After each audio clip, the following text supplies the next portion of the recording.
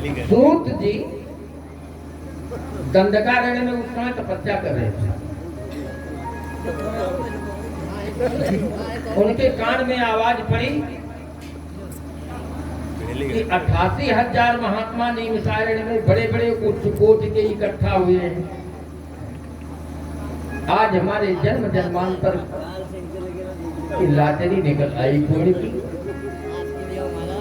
अब चल के इकट्ठे दर्शन करें, क्योंकि आंख कब सफल होगी? जब संत सदगुरु के दर्शन करोगे। आंख कब सफल होती है?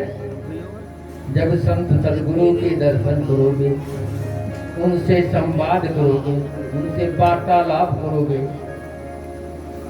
तो संत के और गुरु के निकट बैठने से तुम्हारे जीवन की जो कलमश है, कलुष है, पाप है, वो निकलेगा, भागेगा और सद्बुद्धि तुम्हारे द्वारा उत्पन्न होगी। अच्छे की संगत करोगे तो अच्छा गुण मिलेगा। सूत जी ने सुना नीमसारण्य में 88,000 महात्मा इकट्ठा हुए, बड़े प्रसन्न हुए।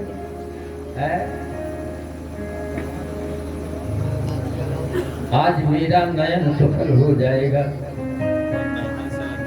मेरे नेत्र में जितने विकार रहे होंगे सब निकल जाएंगे।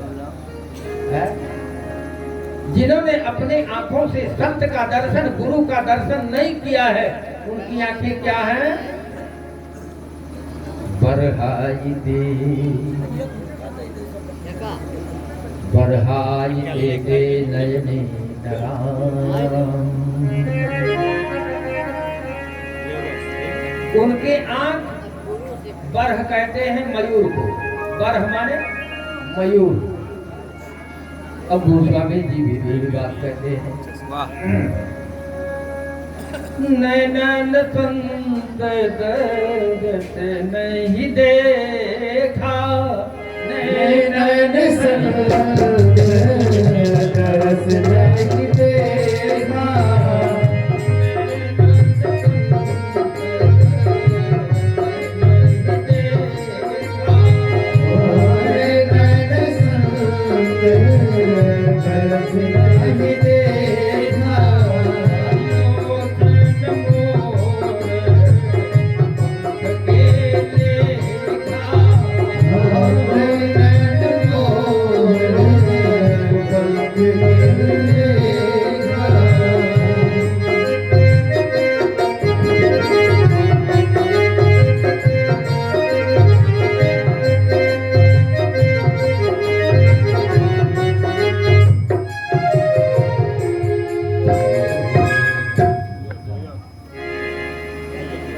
जिन्होंने अपने आंखों से संत दर्शन नहीं किया, उनकी आंखें क्या है? मोर के पंख में आप लोगों ने देखा होगा, गोल गोल चित्र बना रहता है, आंखिए जैसे रहता है। जो मोर पंख में चित्र बना होता वो आंख जैसे ही होता है, लेकिन क्या उससे वो मोर देख सकता है? पर्दा में गोल गोल आंख बना देंगे तो क्या है, पर्दा देखने लगेगा? चित्र कभी नहीं देखेगा, वो तब तक निर्जीव है, फ्यूज है, जब तक संत का दर्शन नहीं करता है। संत सदगुरु वैद्य के पास जाओ, दर्शन करो, आंख खुलवा लो, सनातन होके चले आओ। संत सदगुरु सर्जरी भी करता है, आंख खुलवाओ फिर चले आओ। डॉक्टर आए हैं,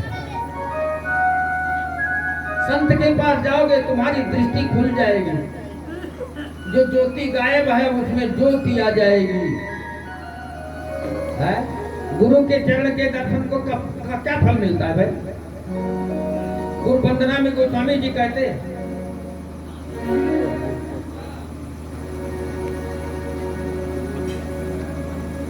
गुरुपद रज मृत मंजूल जंदन, गुरुपद रज मृत मंजूल गुरुपद रज मृत मंजूल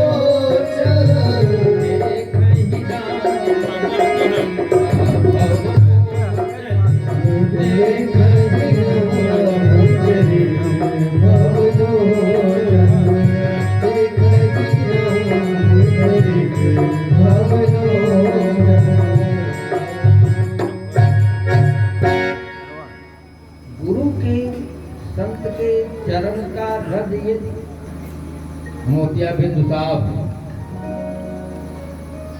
गुरु के चरण की रज, गुरु का दर्शन, संत का दर्शन हो जाए तो जो ये नेत्र विकार हैं हमारे सब समाप्त हो जाएंगे।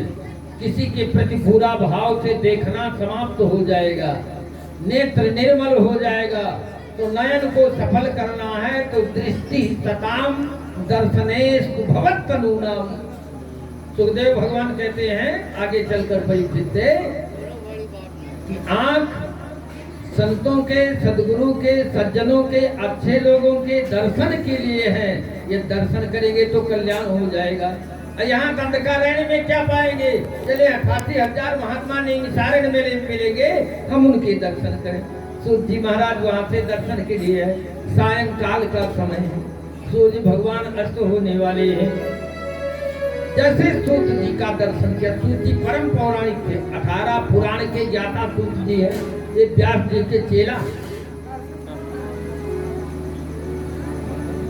अच्छा, यहाँ महात्मा परेशान है बेचारे, क्या किया जाए? कलयुग आने वाला है भैया। अब कलयुगी प्राणी जितने हैं ये सब बेचारे पाप करेंगे और पाप करने के बाद फिर नरक भोगेंगे। ये कौन चिंतन करता है?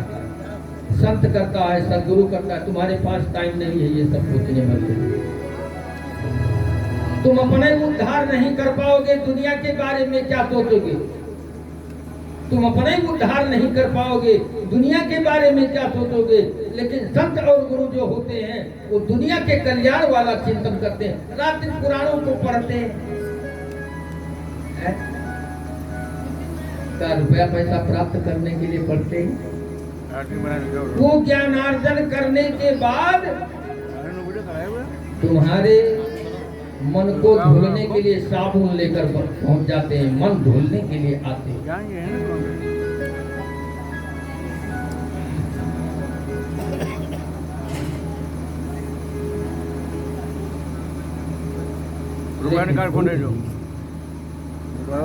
पुराण की क्या ध्यान दीजिएगा।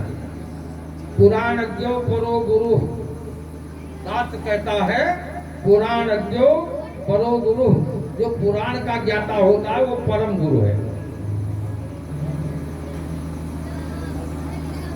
उठकर खड़े हो गए सारे महात्मा, सूत जी का स्वागत किया, आसन दिया, बैठा रहा। सभी महात्माओं के मन में एक न एक प्रश्न बैठे हुए थे कि जगत का कल्याण कैसे हो, कौन सा जप करें, कौन सा तप करें, कौन सा व्रत करें, कौन सा कथा करें, कौन सा कर्म करें, तब संसार का कल्याण हो। लेकिन सोचा एक साथ सब लोग प्रश्न करेंगे तो किसका किसका सूत जी उत्तर दे पाए। उसमें एक चुनाव कर लिया। अभी हम बता रहे थे कि घर में जैसे कोई अपने बड़ा बुजुर्ग होता है तो अच्छा काम करने के लिए उसको बैठा देते हैं कि सभी लोग उससे लाभ पाएंगे। तो ऐसे दौलत जी महाराज बड़े हो रहे थे, उनसे कह दिया महाराज हम लोग यहाँ जो प्रश्न करते हैं एक एक प्रश्न आप महाराज जी से पूछिए तो लोग का कल्याण होगा। नए में से मभिवाद्य महामति कथामृत रसास्वादन कुशला सोन को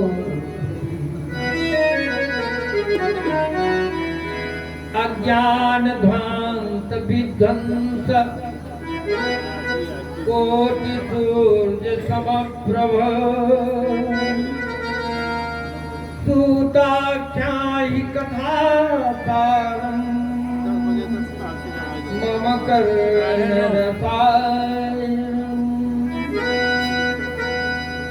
आधा घंटा बंगाल को कांघाम भाग गई।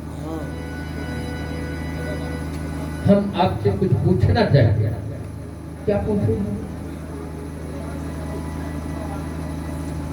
पूछना ये चाहते हैं कि संसार का कल्याण कैसे हो। सूर्य जी ने कहा महाराज संसार का कल्याण पहले आत्म कल्याण करो, पहले आपन कल्याण करो, संसार कल्याण बाद में। बोले जब तक संसार का कल्याण नहीं होगा तब तक मेरा कल्याण नहीं होगा। हम कितने बड़े धनपति बन जाए, राष्ट्रपति बन जाए, कुछ भी बन जाए, लेकिन अड़ोस पड़ोस यदि सब दुखी है, समाज दुखी है, तो हम सुख से नहीं रह सकते। कितनों मेरे धन हो, अड़ोस पड़ोस के दरिद्र हैं, गरीब हैं, तो हमको जिंदा नहीं रखेंगे, उस धन को खाने नहीं देंगे। और जब सभी लोग सुखी रहेंगे और हम मान लिया गरीब ही है, तो उसमें हम भी हरे भरे रहेंगे।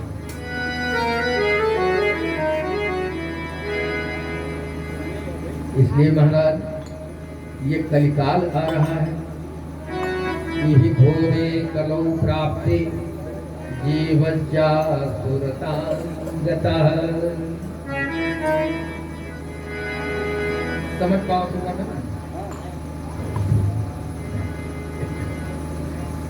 कहते हमार कहा वो गाँव है। यही घोरे कलौ प्राप्ते जीवज्जा सुरतांगतः। क्लेश क्लांतस्य तत्सेव शोधने किं परः। महाराज बड़ा घोर कलिकाल आ रहा है। कलिकाल आएगा नहीं आएगा? जब क्रम है और चारों युग भाई हैं, तो अपना अपना समय पाकर सबका राज आएगा, सबका जिद बहु नौकरे बन के ना रहे, कोई भी वो भी राजा बनेगा नहीं बनेगा। कोई जरूरी नहीं कि छत्रपति हमेशा छत्रपति ही रहे, कभी भी विकट गिर सकता है, कभी भी विकट गिर सकता है। ये मनहूसी अपने दिमाग से निकाल दीजिए। कब छत्रपति हैं, कब कगालपति बन जाए, कोई भरोसा नहीं। इसलिए महाराज ये है कलिकाल कठिन बोधगार, ये है कलिकाल कठिन बोधगार, ये है कलिकाल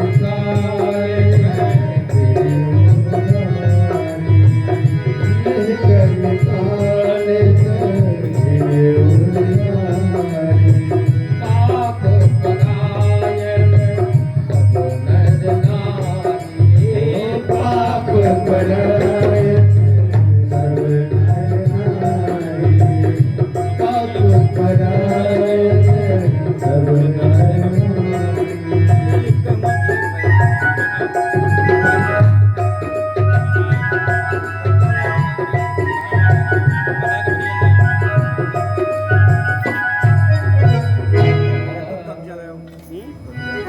ये कलयुग बड़ा कठिन है।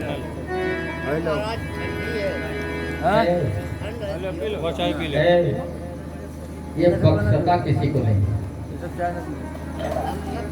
बड़े बड़े जोगी जति वैरागी सन्यासी उदासी गृहस्थी सबका नाक रगड़ देता है। बड़ा खतरनाक कलयुग है। अरे हम कलयुग है।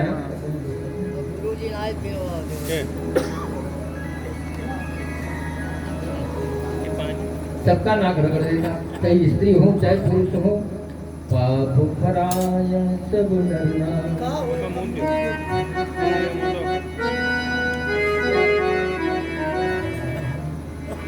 तपसी धनवंत वेद ग्रही, तपसी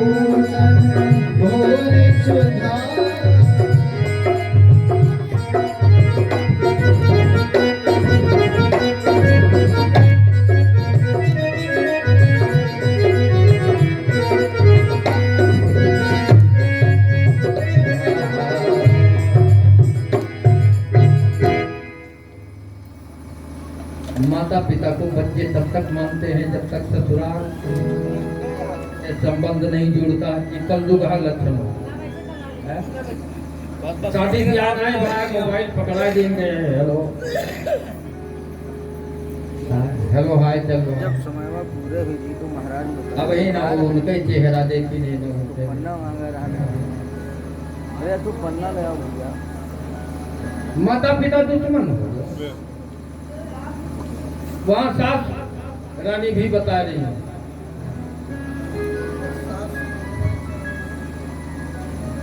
देखो बुढ़ा बुढ़िया न जान पाओ।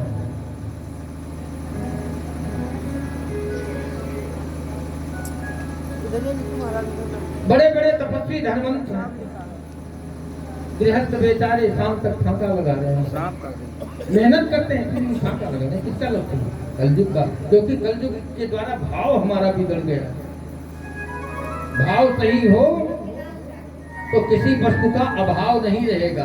भाव बिगड़ गया तो तब अभाव है। चाहे जितनी संपत्ति हो जाए, चाहे जितने परिवार हो जाए, भाव बिगड़ा तो तब अभाव है, कुछ तुष्टि नहीं है।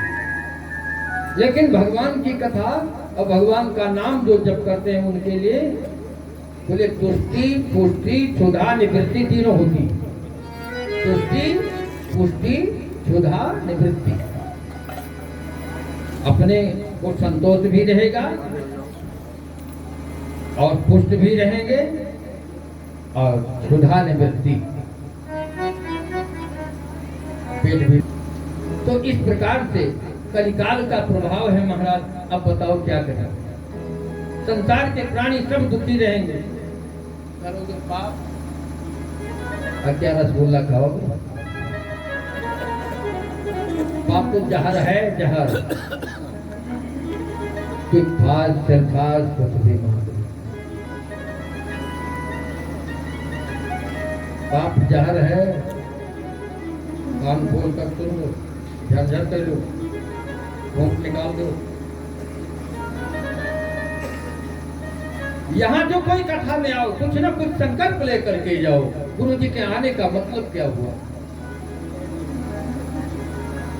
कोई न कोई एक न एक पाप मुझे देकर जाओ। अपना पुण्य न दे जाओ, मैं पुण्य मांगने नहीं आ रहा हूँ।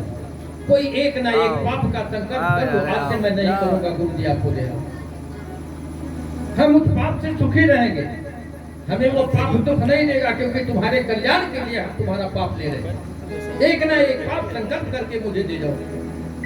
हम अनाप शनाप काम नहीं करेंगे, अनाप शनाप खान पान नहीं करेंगे, अनाप शनाप किसी के साथ अभद्र व्यवहार नहीं करेंगे। कोई ना कोई एक बुराई यहाँ छोड़ करके जाओ। कुछ लोग जगन्नाथ जी जाते हैं, कहते हैं वहाँ का कोनो एक ठो अन्न छोड़ दो, तो वो अन्न छोड़ आओ थे तो नहीं मिलेगा, है नहीं घर को है वहाँ कहीं न हो कि कुछ छोड़ दो, अन्न छोड़ दो, कोनो दतुइन छोड़ दो, कोनो बात छोड़ दो, 5 पंडा लोग का ये सब नहीं छुड़वाया जाता। छुड़वाया जाता है कि कोई एक अपना कुकर्म छोड़ दो। जिस तीर्थ में जाओ कोई ना कोई संकल्प ले लो, आज से ये नहीं करेंगे, आज से ये पाप नहीं करेंगे, आज से ये पाप नहीं करेंगे, आज से किसी को सताएंगे नहीं, आज से किसी को गलत देखेंगे नहीं, आज किसी के प्रति अभद्र विचार नहीं करेंगे। कोई ना कोई एक संकल्प ले लो, कल्याण हो जाएगा। अच्छा बताओ यहाँ कोई लेता है? आगे गोला और जहर कोई लेने को तैयार है तो हम वही मांगने आए हैं, वो हमें दे दीजिए। आप लोग तो संपत्ति घर आओ मांग रहे हैं, और हम तुम्हारी सारी विपत्ति लेना चाहते हैं। जितना विपत्ति हो सबका मेरे पास आ जाए, तुम लोग सुखी हो जाओ, संपन्न हो जाओ, भगवान की शरण में पहुंच जाओगे, सब काम बन जाएगा। तो इसलिए महाराज श्री शौनक जी ने सूत जी से प्रश्न किया, प्रभु इस कलिकाल से बचने का क्या उपाय है? सूत जी ने जो उत्तर दिया उसकी चर्चा कल होगी। आज तो प्रारंभिक काल के मंगलाचरण में ही निकल गया। कितने समय से कथा होगी? 4 बजे से।